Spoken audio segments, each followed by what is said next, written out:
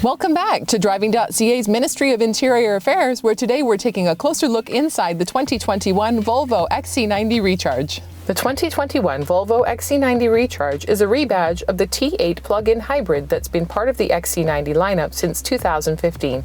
This interior is beautiful and elegant, and it makes a great first impression. But a deeper dive does reveal some impracticalities that larger families should take a look at before deciding if this is the right vehicle for them. Let's start in the front row, which is the XC90's clear highlight with its minimalist and serene layout. A combination of rich blonde leather set against darker accents and walnut wood inserts gives these surfaces a highly tactile quality that feels well worth this Inscription Expression model's price of $85,665 with destination charges. This includes an extra charge for the heated steering wheel, rear seats, and wiper bays, and another package that adds on the head-up display, 360-degree camera, and enhanced exterior lighting. This model doesn't include ventilated front seats, which is surprising given the price point.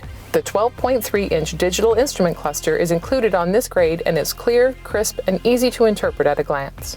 However, I'm less enamored with the gear selector, which on Volvo's hybrid models requires several taps to shift through neutral to get to drive and reverse, a function I've never gotten used to. Volvo's 9-inch portrait-oriented infotainment screen is starting to look small relative to its competitors and is sometimes looked on critically. I've always liked its functionality, though I concede that it's easy to get sucked in while scrolling through radio stations, and it can therefore be quite distracting. The wireless charging pad is easy to access, but my phone is too long for it and hangs over the edge.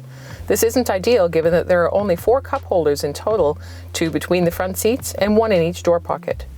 There are 2 USB-A ports in the center console storage, though this space is just large enough to fit my small clutch handbag. Anything larger is going to end up sitting on the floor mats. The second row seats are also comfortable and well lit thanks to a large panoramic sunroof, though it's surprising not to see built-in window shades here. This row is where the only 2 latch positions can be found, which can be configured with 2 seats in the outboard positions or 1 in the center. A rear-facing child seat is a tight squeeze to install correctly in the outboard positions, so you'll want to check whether your model fits or be sure to purchase one that does. The middle seat is on the narrow side for most adults, though the 40-20-40 arrangement for this row means that the center can be dropped to create a pass-through. Storage in this row is scarce, with 2 small cup holders in the center position's armrest and 1 in each of the doors, and not much else to speak of apart from nets on the back of the front row seats. There are 2 USB-C ports here, but no USB-A ports, so new XC90 owners can potentially look forward to making some cable upgrades. In this 7-seat configuration, accessing the third row is challenging with heavy second row seats that are awkward to slide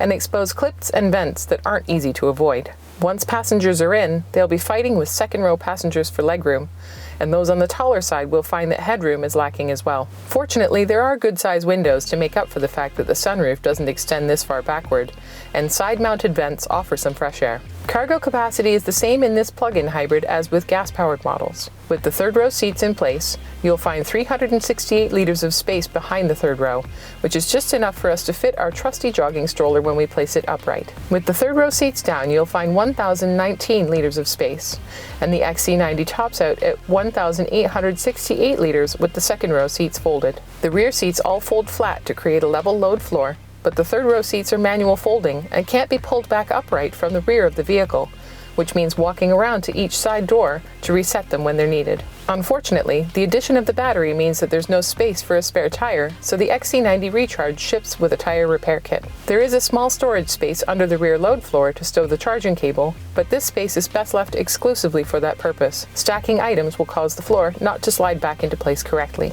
Overall, families who plan to use Volvo's largest SUV mostly as a 2-row vehicle may choose it for its fashionable and elegant looks and excellent fuel efficiency. But those with very young kids or who plan to use a third row regularly may want to take a closer look at how practically the Volvo XC90 Recharge will meet their everyday needs.